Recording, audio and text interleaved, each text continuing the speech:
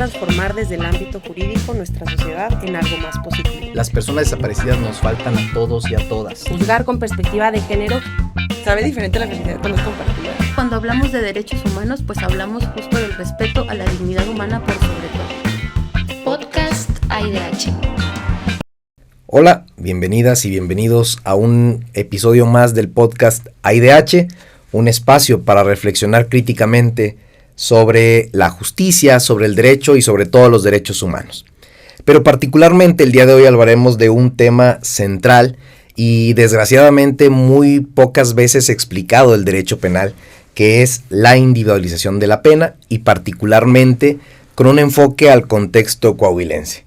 Para ello nos acompaña mi gran amigo, el doctor José Luis Valdés Rivera, quien actualmente se desempeña como director general de Asesoría Jurídica y Atención Inmediata de la Comisión Ejecutiva de Atención a Víctimas del Estado de Coahuila y también pues colabora en la Academia Interamericana de Derechos Humanos como profesor de Teoría del Delito, de Derecho Penal, Procesal Penal, entre otras materias. Bienvenido, José Luis. Muchas gracias, Carlos, muchas gracias, muy contento de estar aquí y sobre todo de platicar un tema que, como bien dices, ha sido un tema pues hasta cierto punto abandonado en la práctica jurídico-penal, así como ha sido abandonado también creo un poco la teoría del delito, que a raíz de la reforma constitucional de 2008 y de su posterior implementación, pues se vio un poco eclipsado por toda la trama procesal, por las famosas técnicas de litigación, que sin quitarles mérito, porque pues claro que tienen una vital importancia en el castigo o en el desenlace penal de un hecho delictivo, en el castigo de una persona y todo lo que ello conlleva, pues no menos importante es el tema número uno de la teoría del delito que recién comento y lo que tú comentas al inicio de este podcast, que es la individualización de la pena de prisión. Pero generalmente, muchas veces cuando se habla de individualización podemos llegar a pensar que es un mero trámite o incluso una fórmula matemática que se aplica al final de un largo proceso penal, cuando no es así. Implica muchísimas más cuestiones a analizar. Y en ese sentido, la primera pregunta que podríamos hacer, José Luis, es que cuando hablamos sobre individualización de la pena, ¿de qué estamos hablando? Ok, agradezco mucho que pongas ese tema sobre la mesa porque nos permite decirle a las personas que tengan a bien escucharnos, hablar de individualización de la pena. Parece trabalenguas, pero es individualización de la pena o determinación de la pena, fijación de la pena, dicen en algunos lados también. Básicamente es responder a una pregunta que es de vital importancia, que es ¿cómo se castiga un delito? Entonces, hablar de determinar la pena, fijar la pena o individualizar la pena implica hablar de cómo vamos a castigar un delito. Habrá situaciones, esto sí me parece importante también mencionarlo, habrá situaciones donde ese tema no va a ser un tema tan debatido, por ejemplo, en algo que se conoce como procedimiento abreviado. Okay. Para quien no lo sepa, un procedimiento abreviado es cuando las partes se ponen de acuerdo, la parte acusada acepta su responsabilidad y la parte victimal, la víctima o las víctimas están de acuerdo en que debido a esa confesión, a esa aceptación de responsabilidad, pues la persona acusada merezca una pena relativamente baja. Entonces ahí el problema sobre la determinación de la pena es un problema, pudiéramos decirlo, menor, porque estamos ante, y lo voy a decir en estos términos, ante una pena pactada. Sin embargo, cuando no ocurre así, es decir, cuando se lleva a cabo un juicio oral donde el juez o el tribunal decide condenar a una persona, luego de que esa persona es condenada, tenemos que pasar a responder esta pregunta que estamos tratando al inicio del podcast. ¿Cómo castigamos a una persona? Y para eso debemos de tomar en cuenta lo siguiente. Y algo que a lo mejor a algunas personas, sobre todo fuera del ámbito jurídico y especialmente fuera del ámbito jurídico penal, les pudiera sorprender. No existen penas absolutas o penas fijas en las leyes penales. Ok. O sea, sin duda estaríamos hablando en la individualización de proporcionalidad en el castigo, ¿no? Al final es un juicio que se tiene que hacer de la sentencia misma. ¿Cómo podemos distinguir esto de la simple aplicación del tipo penal, por ejemplo? Porque cuando aplicamos el tipo penal, para quien no lo sepa, el tipo penal es esta descripción que hay en la ley, por ejemplo, comete homicidio quien priva de la vida a otro, ¿ok? O en el tipo penal de desaparición de personas, aquella persona con servidora pública, con apoyo o aquiescencia, oculten a alguien más con el fin de ocultamiento, etcétera, etcétera. En pocas palabras, es la descripción en la ley de una conducta que afecta los derechos de otras personas, llamados en derecho penal o asociados muy fuertemente con algo que se conoce como bienes jurídicos. Yo hace rato que te decía, o que les decía, que no existen penas absolutas, me refiero a que normalmente podemos pensar en cadena perpetua, pena de muerte, y todas esas penas que luego han sido muy divulgadas a nivel mediático, podemos decirlo también así, por películas, por series, y por toda esta tradición estadounidense de cómo conciben ellos la justicia. Acá es diferente. Acá los tipos penales que bien mencionas, es decir, las conductas que se encuentran prohibidas en la ley penal, vamos a ponerlo en esos términos más coloquiales, tienen a su vez algo que se conoce como un marco punible. Okay. Es decir, si una persona priva de la vida a otra, es decir, válgame la redundancia, si lleva a cabo el tipo penal de homicidio, la ley no establece una pena exacta, sino que establece un mínimo y un máximo, que en el caso de Coahuila lo menciono rápidamente, es hablando del homicidio simple doloso, es de 7 a 16 años. Entonces, el juez, el tribunal, va a tener que decidir, le damos 7 años a esta persona, le damos 16 años, ¿cuánto tenemos que darle? ¿Cómo decido eso? Y por supuesto, claro que esa decisión no es elegir un número al azar entre el mínimo y el máximo, ¿no?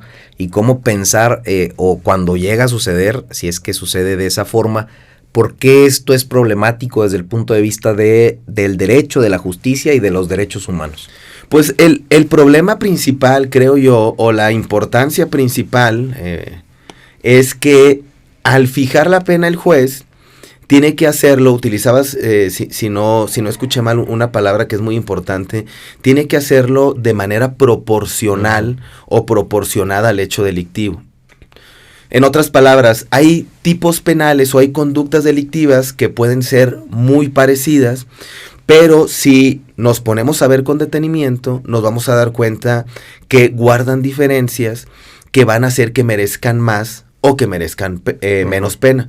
Te pongo un ejemplo, y creo que hasta matemáticamente va a ser muy fácil apreciarlo. Pues un secuestro es un secuestro, ¿no? O sea, un secuestro es una conducta muy grave, que va a merecer una pena, según la ley general en materia de secuestros, es una pena alta, que va, si no recuerdo mal, de los 40 a los 80 años, es de las penas más altas en el sistema jurídico mexicano. Pero lo que voy es que no va a ser lo mismo si la persona, por ponerlo solamente en términos aritméticos, matemáticos, no va a ser lo mismo que la persona haya sido privada de la libertad durante un día, durante una semana o durante un mes. Entonces aquí podemos notar, aunque estemos ante dos secuestros, en la medida, por utilizar solamente este factor, en la medida en la que la privación de la libertad se haya extendido, esto es, extendido en el tiempo, pues la pena que se le va a imponer a la persona no va a ser la mínima de 40, sino que va a ir avanzando hacia la pena máxima de los 80 años, ¿no? Según sea el caso. Atendiendo las particularidades del caso concreto, contrastándolo con, ya lo señalabas, con la proporcionalidad, pero también acompañada de otros principios, básicamente el principio de legalidad, de la prohibición de imposición de penas excesivas, por ejemplo. Pero además de esto, ¿cuáles consideras que son las exigencias mínimas que existen en la imposición de una pena, en la individualización de esa pena? Justamente con esas exigencias mínimas hay una vinculación con lo que mencionabas hace un momento de cuál es la dificultad. Pues la dificultad está justamente en eso, en que tenemos que observar y respetar ciertas exigencias mínimas. Ya mencionaste algunas y las mencionaste bien. Número 1, creo que es el principio de legalidad. ¿Qué significa el principio de legalidad para quien sea ajeno a este tipo de términos? El principio de legalidad de manera muy puntual establece que tanto el delito, o sea, la conducta que se va a considerar como delictiva, como la pena, tienen que encontrarse en una ley. Entonces, aquí la pregunta, basándonos o vinculándonos o relacionándonos con el principio de legalidad, es ¿qué parámetros establece la ley para determinar una pena? Número 1. Número 2, con el principio de proporcionalidad.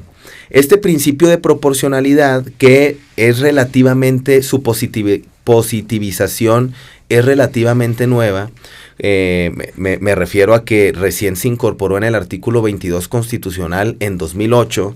Claro que pues ya pasó un tiempo desde 2008, pero tomemos en cuenta que la Constitución es de 1917 y no estaba antes de 2008, por eso digo que es relativamente nuevo. Bueno, pues este principio de proporcionalidad nos exige que a la hora de determinar la pena, lo hagamos tomando como referencia el hecho delictivo y el daño en concreto que produjo a las víctimas o a los bienes jurídicos, dicho en términos más amplios, esa conducta delictiva. Entonces, justamente la complejidad tiene que ver con esas exigencias mínimas que ya te digo, la legalidad, el principio de proporcionalidad y una serie de principios que por lo menos en el Código Penal de Coahuila, que ha sido muy innovador en estos temas, se han introducido. Menciono solamente uno que me parece que es de los más importantes, que es el principio de no recalificación de elementos o subelementos del tipo penal a la hora de individualizar la pena. Muy puntualmente, para luego seguir avanzando en los temas. Sí, porque digamos es importantísimo lo que señalas y también contemplar o partir del hecho de que particularmente el podcast AIDH pues está dirigido no solamente a personas que estudian o que se dedican al estudio del derecho, sino a la comunidad en general, a la población que esté interesada en estos temas y particularmente sabemos que el derecho penal siempre es muy atractivo. Vemos en las series, en las películas, sobre todo desde esta cultura estadounidense donde se imponen las penas pero no se analiza mucho más. Luego también a raíz de la reforma constitucional del 2008 que incluye entre otras cuestiones el principio de publicidad, lo que se buscaba era que la sociedad estuviera informada de lo que pasa en los procesos penales. Pero luego creemos que el proceso penal es una audiencia de juicio oral y hasta ahí. Incluso, como ya lo comentábamos, el tema de la individualización de la pena es poco explorado, es poco explicado. Y qué mejor que exponerlo no solamente a la comunidad jurídica de México, de Coahuila particularmente, sino a la sociedad en general. Y por eso precisamente quiero retomar para irnos a un análisis al plano local, ¿no? Ya mencionabas tú alguna de las particularidades del contexto coahuilense, pero sobre la regulación, también hay que ponerle nombre y apellido a esa regulación en materia penal y particularmente en la individualización de la pena. ¿Por qué? Pues qué bueno que tocas este tema porque hablar de la individualización de la pena nos obliga a hablar de una persona, no pionero o pionera en el tema, porque pues esto existe desde hace mucho tiempo, pero sí en las exigencias mínimas de las cuales estamos platicando. Y nos referimos con eso al profesor y ex magistrado Antonio Berchelman Arizpe. Yo recuerdo que hacia 2008, quizá tú también lo recuerdes, que acudíamos de manera más o menos asidua a ver las sesiones de la Sala Colegiada Penal. Para quien no lo sepa, la Sala Colegiada Penal es un grupo de magistrados que revisan las sentencias de los jueces de primera y juezas de primera instancia, en este caso en materia penal. Entonces yo recuerdo que de forma recurrente a la hora de votar si estaban de acuerdo con una sentencia o si no estaban de acuerdo, el profesor, insisto, de manera frecuente decía: me opongo por lo que hace a datos personales. Sí. Entonces un buen día se me ocurrió, recuerdo que tú estabas por ahí, se nos ocurrió de hecho a un grupo de compañeros que íbamos de forma continua a ver esas audiencias, preguntarle: maestro, ¿a qué se refiere con eso de uso de datos personales? Y entonces ya nos lo explicó en los siguientes términos. Si tú tienes cierta edad, si tú tienes cierto nivel educativo, ¿por qué vas a merecer más pena? Claro. La edad tú no la decides, o sea, tú no puedes decidir el transcurso del tiempo. Probablemente si pudieras decidirlo, decidirías tener menos edad, ¿no? O el nivel educativo, pues es el ejercicio de un derecho vinculado justamente con el derecho a la educación. Perdón que te interrumpa, y me acuerdo también incluso las clases en procesal penal que nos daba en la facultad de jurisprudencia como profesor de derecho procesal penal. El maestro Bercherman, que nos decía, entonces en ese sentido los abogados merecemos como pena ir al infierno, por ejemplo. Sí, él decía, no, pues yo estoy en el séptimo anillo de Dante Alighieri, pues porque pues soy profesor de Derecho Penal y magistrado penal, es decir, tengo Si cometo un delito, mi castigo tendrá que ser el más alto de claro. todos por tener una comunicación muy directa con el Pero derecho lo penal. problemático es que muchas veces así se ha entendido, ¿no? Y se ha utilizado estas figuras para imponer o para aumentar las penas de prisión a las personas por sus circunstancias personales. Ese es el punto que el profesor estuvo defendiendo durante mucho tiempo, que ¿por qué lo mencionaba? Pues porque así se hacía. Uh-huh. Y de hecho, si ustedes revisan el Código Nacional de Procedimientos Penales, artículo 410, o si revisan por ahí no recuerdo si es el artículo 72 del Código Penal para el Distrito Federal o Ciudad de México, el Código Penal Federal inclusive, pues habla de que se tiene que tomar en cuenta la edad, el nivel educativo y otra serie de circunstancias que te hacen preguntarte, ¿qué relevancia tiene eso con que una persona delinca? Entonces, remontándonos otra vez al tema coahuilense y a las exigencias que empezó a impulsar el profesor Antonio Bercherman, una primera de esas exigencias es esta que mencionamos, el que no se utilice en condiciones personales, en abstracto, ahorita más adelante explicaremos eso, que no se utilicen en abstracto para hacer más grave la pena de una persona. ¿Qué pasó? Nada más para contarle rápidamente a la audiencia el hasta cierto punto desenlace de esto. En el 2013 se reformó el Código Penal de Coahuila. Dicho sea de paso, pues se quedó como un voto en solitario el del profesor, porque las decisiones normalmente involucraban que se tomaran en consideración estas circunstancias personales. No es sino hasta el año 2013 que tiene la oportunidad de colaborar en la comisión que reformó el Código Penal, donde de manera directa introdujo estas exigencias mínimas, utilizando la expresión que bien nos compartes, las colocó directamente en el Código Penal. En 2017 se hace ahora sí una reforma integral al Código Penal de Coahuila y no solamente se mantienen estas exigencias, estos requisitos o candados, sino que se pulen hasta cierto punto para hacerlos más allá de que es un tema complejo, pues para hacerlos un poco más asequibles y más claros a la hora de aplicarlos por parte de las personas juzgadoras. Tenemos muy pendiente poder concretar una plática con el profesor Bercherman, que sin duda sería muy, muy enriquecedora su punto de vista, su explicación. Pero mientras eso sucede, recomendar por supuesto la lectura del profesor. Tú siempre lo haces, incluso a tus estudiantes, de la exposición de motivos del Código Penal del 17 de Coahuila. ¿Por qué? Porque la exposición de motivos, para quien no lo sepa, pues ahora sí que la exposición de motivos, utilizando las mismas palabras, es donde se explican las motivaciones o las razones de la creación de una ley o de la reforma de determinada ley. Y en este caso tenemos una exposición de motivos desde el año 1999 que se publicó el Código Penal de ese año. Tenemos una exposición de motivos de la reforma de 2013 y actualmente tenemos una exposición de motivos del Código Penal que nos rige, el que se encuentra vigente del año 2017. Y esto tiene como intención el funcionar, casi me atrevo a decir que es así, a funcionar como una especie de libro de texto o guía para la aplicación de los artículos o preceptos pues del Código Penal de Coahuila. Y llama bastante la atención que en lo que hace a la pena de prisión, a la aplicación de penas, el entonces magistrado Antonio Bercherman Arizpe le dedicó cerca de 40 páginas a un documento más o menos de 280 páginas. Entonces eso te habla de la importancia y la trascendencia que tenía ese tema para el profesor. De hecho, también si tú revisas y haces una comparativa, entre el Código Penal de Coahuila con el Código Penal del Distrito Federal, el Código Penal Federal, el Código Nacional de Procedimientos Penales que indebidamente también regula ese tema. No trataremos ese punto hoy, lo menciono solo de pasada, ojalá luego haya oportunidad de profundizar en eso,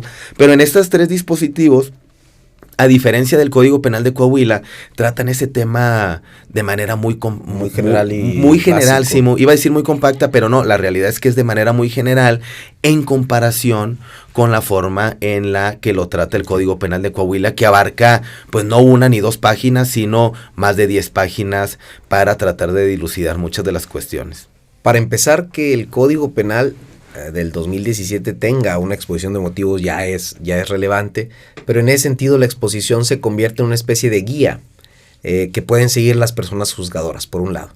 Pero ahora enfocándonos, ya hemos hablado un poquito, ¿no?, de estos lineamientos, de estas exigencias en la individualización de la pena, pero ahora enfocándonos desde el punto de vista de las y los otros operadores del sistema, de los abogados, abogadas, ¿qué es lo que tendrían que hacer en las audiencias para poder ir delineando ese momento procesal que será la individualización? Mira, eso me parece que es de suma relevancia por lo siguiente, porque nos permite ubicar la trama procesal penal no en términos de un ganar o perder. Es decir, no siempre que absuelven a una persona y tú eres defensor público, pues necesariamente ganes. ¿Por qué? Pues porque puede haber una apelación, se puede revocar, hay que ver en qué términos surgió la absolución. O no siempre que condenen a una persona significa que ganes. O dicho también de forma más directa, si tú eres defensor público o defensor particular, defiendes a alguien y lo condenan, no necesariamente significa que perdiste. ¿Por qué? Porque tu estrategia de defensa puede basarse en que esa persona obtenga una pena mínima y no una pena máxima. Y aquí respondo a este punto que pone sobre la mesa. Entonces, ¿qué deben de hacer? Pues identificar todas las pruebas, la información probatoria que te va a permitir argumentar, por ejemplo, ¿no?, que la persona tenía hasta cierto punto una menor exigencia de ajustar su conducta al derecho. ¿Por qué? Pues porque a lo mejor no tenía tan introyectados ciertos valores jurídicos, por ser parte de una comunidad, sin llegar a ser excluyente de delito esto, ¿no? Pero sí para utilizarse en el momento de fijar la pena. Entonces, pues una buena estrategia de defensa, pensándolo así, puede ser el buscar una pena pues bastante reducida para la persona que representes, tomando en consideración que la distancia entre el mínimo y el máximo de una pena suele ser una distancia alta. Claro. Decíamos ahorita, homicidio simple doloso. La pena mínima es de 7 años, la máxima es de 16 años. Hay 9 años entre ambos extremos y por supuesto que no va a ser lo mismo que a una persona habiendo cometido y habiendo sido sentenciada de forma condenatoria por la comisión de un homicidio simple doloso, pues no va a ser lo mismo que le impongan 16 años a que le impongan 7 años. Entonces, si tú eres lo suficientemente hábil como defensor para decir, mira, pues está muy claro que se cometió el delito. No nos vamos a poner tercos. A centrar en la discusión en ese punto. Exactamente, pero lo que sí podemos hacer es buscar una pena lo más orientada posible hacia esos 7 años, que es la pena mínima. Retomando sin duda la prueba un rol fundamental, pero conformando un binomio con la argumentación. Y es ahí también donde siempre insistimos desde las aulas, ¿no?, la necesidad del desarrollo de la argumentación para las y los estudiantes de Derecho. Y ahora, José Luis, en la práctica, en tu desarrollo profesional, cabe señalar, empezaste siendo auxiliar en la ponencia del magistrado Bercherman, y con sus secretarios proyectistas, la licenciada Araceli, el licenciado Alfredo, el juez Alfredo, hoy en día. Desde ahí ya veías estos temas un poco de la individualización. Luego como defensor público, como asesor jurídico de víctimas, como litigante, un poco después como investigador y hoy en día como director general de asesoría jurídica. ¿Consideras que en la práctica, en las audiencias, se aprovechan estos espacios por parte de los abogados, abogadas, para retomar la evidencia probatoria con la argumentación y que se traduzca en adecuadas individualizaciones de la pena? Yo creo que, no puedo hablar de manera general porque pues no estoy presente en todas las audiencias, y aunque estuviera presente en todas las audiencias aquí acá en Saltillo, en el Distrito Judicial de Saltillo, de este lado, pues hay otros lugares como Monclova, San Pedro, Torreón, Acuña, Sabinas, Piedras Negras, donde se hará de diferente forma.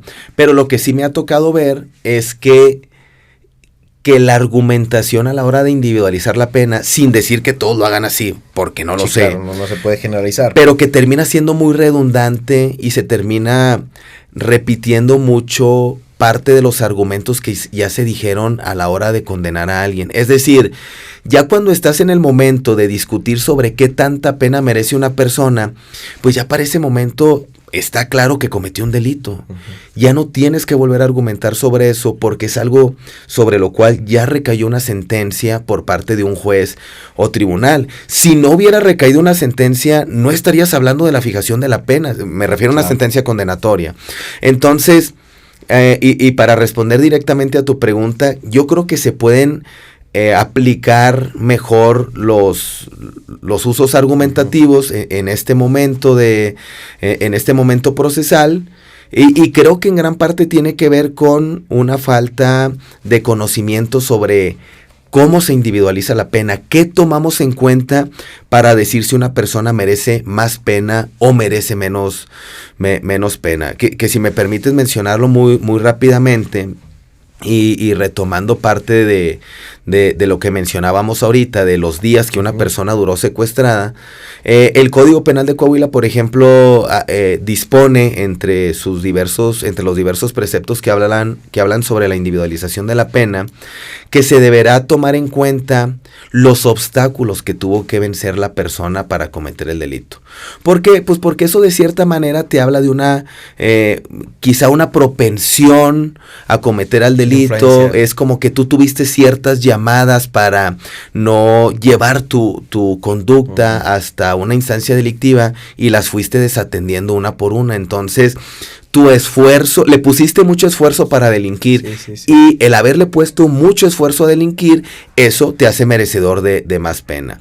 O también pensemos en una tentativa de homicidio, pues no será lo mismo que una persona le dispare a otro, le pasa una bala cerca por la cabeza, pensémoslo así, pues afortunadamente no hay ningún daño concreto más allá del peligro para la vida propio de la tentativa, pero si la bala sí impactó en la cabeza, si produjo algunas lesiones cerebrales, algunas de ellas irreversibles, que impliquen que la persona no muera, pero que sí impliquen una disminución de la forma en la que se conducía de forma previa al hecho delictivo, pues aunque los dos casos sean de tentativa porque pusieron en un peligro real la vida de la víctima, en el segundo caso, esa proximidad, ese daño en concreto sí puede ser medible. Uh-huh. Y cierro con este punto, que era algo de lo que se quejaba también el profesor Berchelman a la hora de discutir ese tema cuando era magistrado.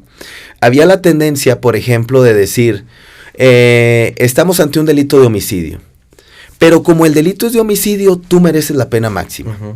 El profesor decía, no, como el delito es de homicidio, hay un mínimo y un máximo que el legislador puso en la ley, que puede ser de 7 a 16 años si estamos ante un homicidio simple doloso, o de 18 a 35 años si estamos ante un homicidio calificado. Uh-huh. Entonces, el hecho de que la vida sea un bien valioso ya lo utilizó el legislador para fijar un mínimo y un máximo.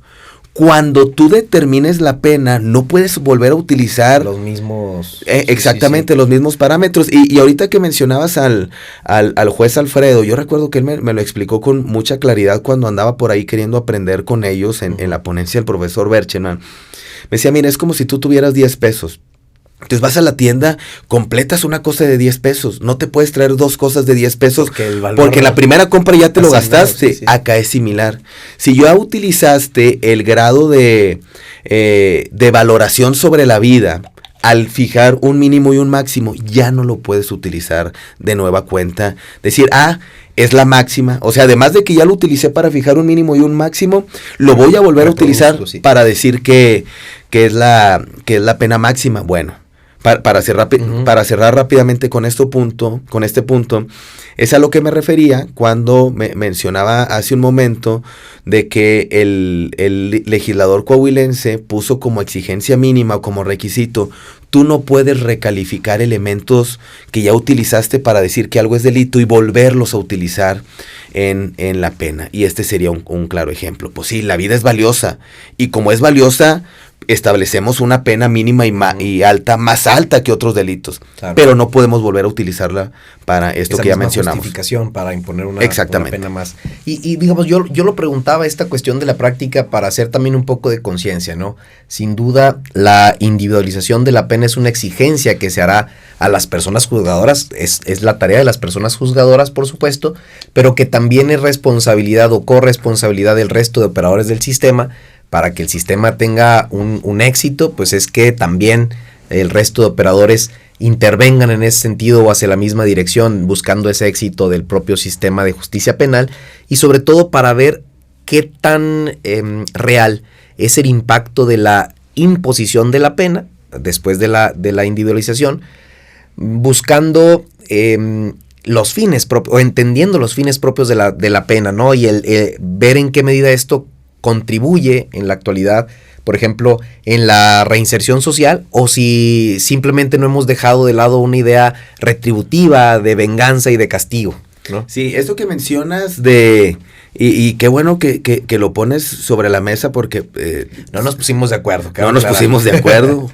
Hubiera salido mejor si nos hubiéramos puesto de acuerdo. Pero qué bueno que mencionas esto de los operadores, porque suele echársele la culpa de manera frecuente a los jueces, a las juezas, de que las cosas salen bien o mal, pero los jueces y juezas trabajan con los argumentos que las partes ponen sobre la mesa. Me refiero a aquellos que pronuncian en la audiencia. Entonces, si la argumentación sobre, digámoslo, en seguimiento a lo que hablamos ahora, en relación con la individualización de la pena, si es una argumentación muy parca, pues obviamente la resolución difícilmente va a echar mano de circunstancias que no dijeron las partes, ¿no? Porque además, no nada más es que las mencionen, es que tienen que estar probadas. Entonces, eso me pareció importante rescatarlo. Ahora, ¿qué pasa con estos fines de reinserción? De entrada, una cosa: si nosotros a la hora de fijar la pena optamos siempre por penas máximas, pues probablemente ni siquiera haya la oportunidad de que la persona vuelva de prisión. No sé si me explico. Sí, claro. Es decir, si siempre estamos ante la posibilidad o intentando ejercer la facultad de penas máximas, pues la reinserción, al menos de manera material, desaparece. Una mera formalidad en la norma y ya. Exactamente. Entonces, por eso sí se vuelve importante responder bien a la pregunta de cómo castigar un delito. Número uno, para hacerlo de forma proporcional. ¿Qué significa hacerlo de forma proporcional? Pues vamos viendo las circunstancias del caso concreto. Yo siempre digo en clases, no es lo mismo robarle una vaca o 2 vacas a la empresa Lala que robarle una vaca a una persona que echaba mano de ella para producir leche para consumo personal, ¿no? Exagerando un poco para sobrevivir, sí, exagerando un poco el ejemplo, pero al mismo tiempo tratando de explicar con claridad que el impacto va a ser mayor en el caso de la persona a la que le robaron una vaca que inclusive aquella a la que le robaron el doble de vacas, ¿no? Claro. ¿Por qué? Porque se tienen que valorar las circunstancias en concreto. Bueno, valorar esas circunstancias en concreto significa atender a la proporcionalidad y responder a esta otra pregunta: ¿qué tanto impacto tuvo el hecho delictivo? Y en la medida en la que el impacto del hecho delictivo sea mayor, pues la pena va a ser mayor. No, si se afecta de este lado, se va a terminar afectando o repercutiendo de este otro lado. Entonces, respecto a los fines de reinserción, si nosotros cuidamos eso, pues estamos evitando la salida fácil de siempre dar penas máximas. Si no damos penas máximas, es o trae como consecuencia que la persona pueda otra vez aprovechar su libertad bajo cierta capacitación dentro de las prisiones que según la Ley Nacional de Ejecución Penal se tendría que dar. Y entonces sí creo que hay una conexión directa, pero al mismo tiempo, y no podemos cerrar los ojos ante esto, al menos esta es mi postura, sigue habiendo algunos elementos retributivos. Es decir, entre más daño produzcas, más grave va a ser la pena, ¿no? Y eso hay que decirlo con todas sus letras, es un vestigio de la postura retributiva, pero vinculada específicamente con el hecho delictivo. Nada más para quien no lo sepa, ¿qué es la postura retributiva? Es como esto de la ley del talión, nada más que sin quitarnos los ojos.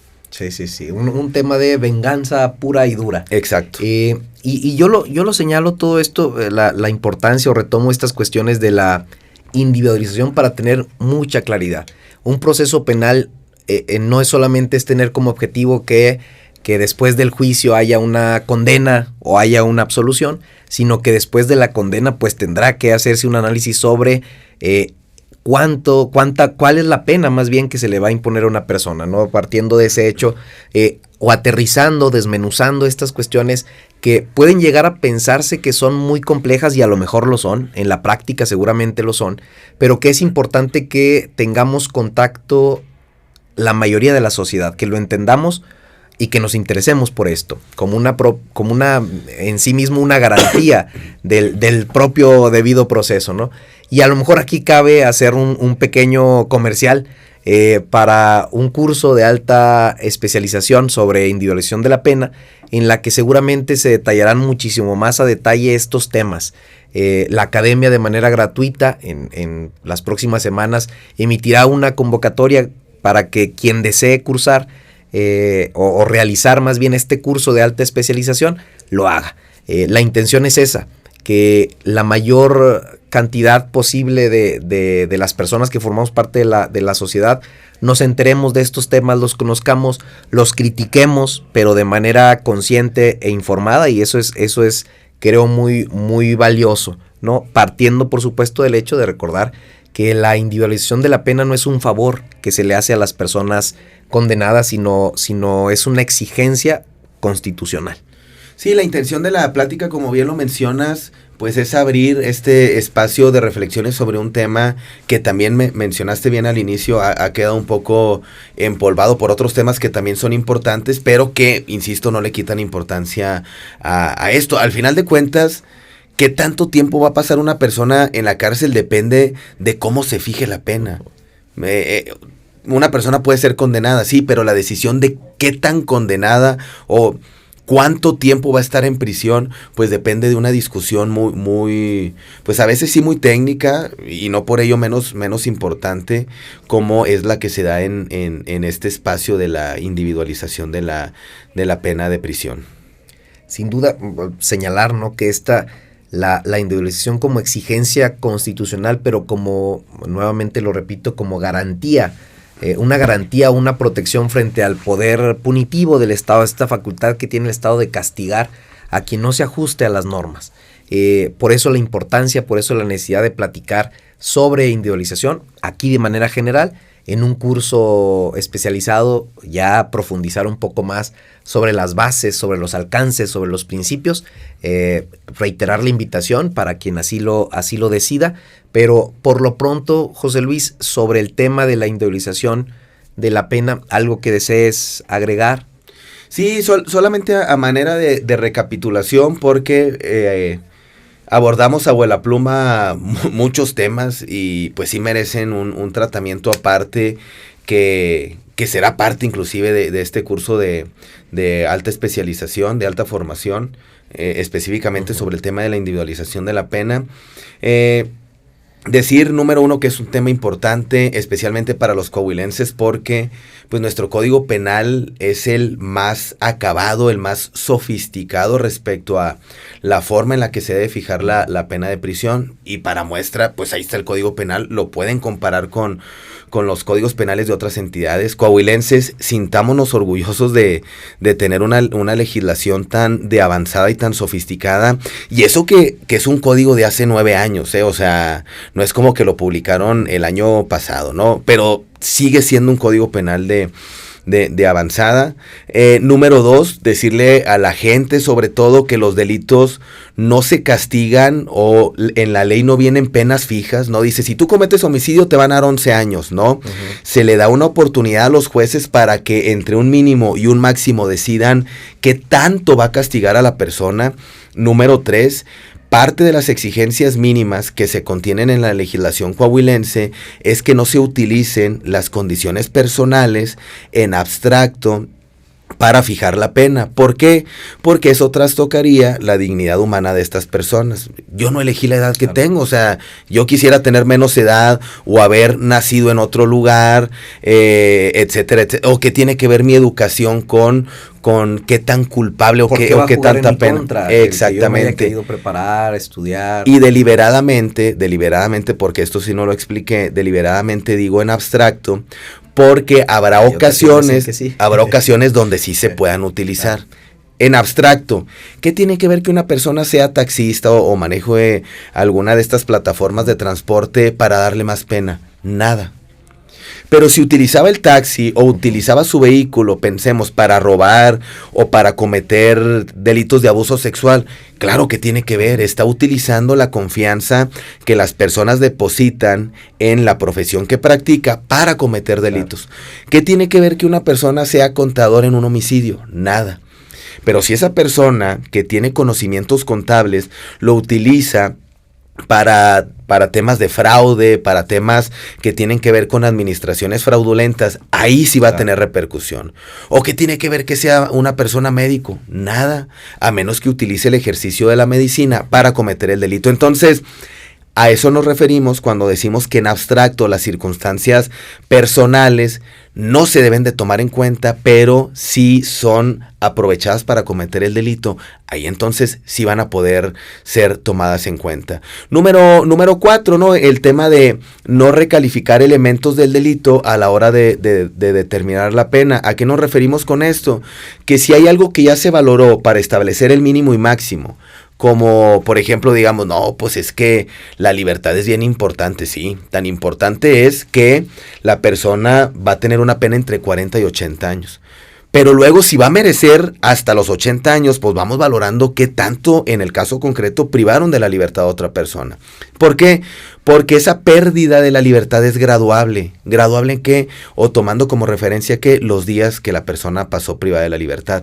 No ocurre lo mismo con el homicidio. Si una persona muere o vive, ¿no?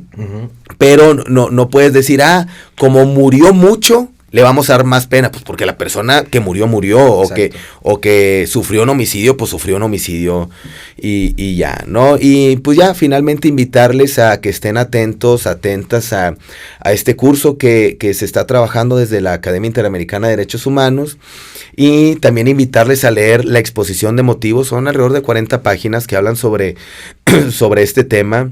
Que la verdad son bastante interesantes, no lo van a ver o difícilmente lo van a ver en otros documentos legislativos en los términos en los que está ahí en la exposición de motivos del Código Penal de Coahuila. Inclusive les invitamos a quienes no conozcan el Código Penal de Coahuila.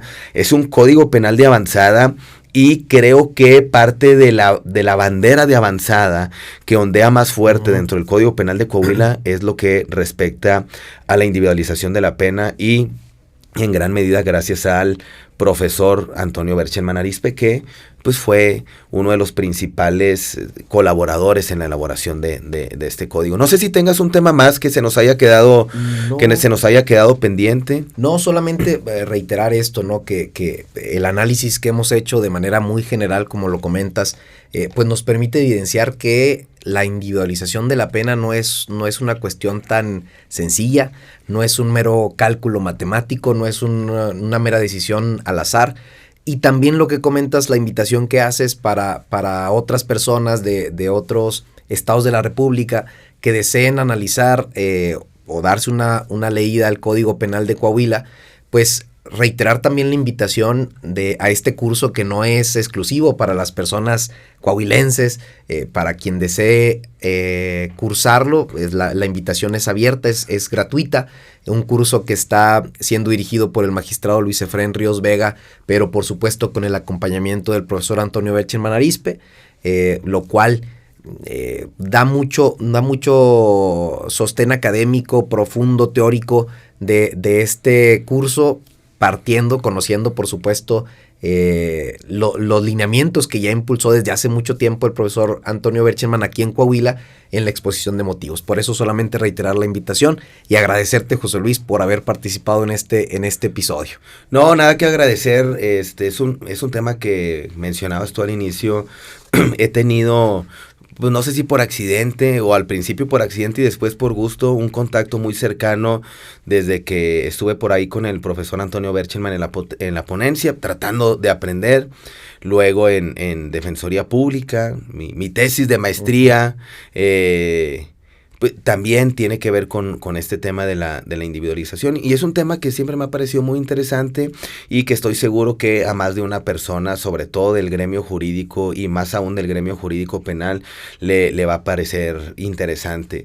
Y solamente finalizar con una reflexión es cierto, el juez tiene un margen de decisión entre el mínimo y máximo que estableció el legislador en la ley, pero no se puede mover con absoluta libertad en ese mínimo y máximo. O sea, no es, me cae mal el sentenciado, le voy a dar el máximo. No, la propia ley. O el defensor me contestó mal. Exactamente, o sea, no funciona o no debería funcionar así. La propia ley trae ciertos factores que las partes tendrán que motivar, que tendrán que argumentar, y que, por contrapartida, el juez va a tener que tomar en cuenta para decidir una pena mínima, media, máxima, equidistante, etcétera, etcétera. Muchas gracias a todas y todos los que nos escucharon.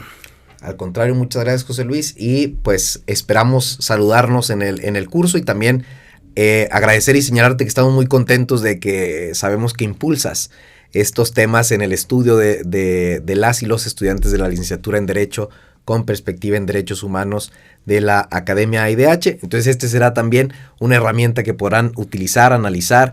Este episodio será de utilidad para ellas y para ellos también. Muchas gracias, José Luis, y muchas gracias a todas las personas que nos ven y nos escuchan en el podcast IDH.